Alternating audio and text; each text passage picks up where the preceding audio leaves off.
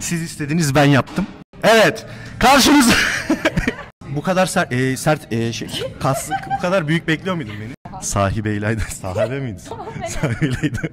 Mükemmel bir fiziği var ama hemen ondan sonra dedim merhaba, sizle video çekebilir miyiz? Bunun bir tık üstü IBAN'a yansıtmak.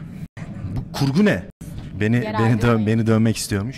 Ben dedim etkilendim zaten görür görmez. Hani bu dedim, bu kanatları aç, anan avradını. Tam bir sporcu. Biraz heyecan yaptın gibi.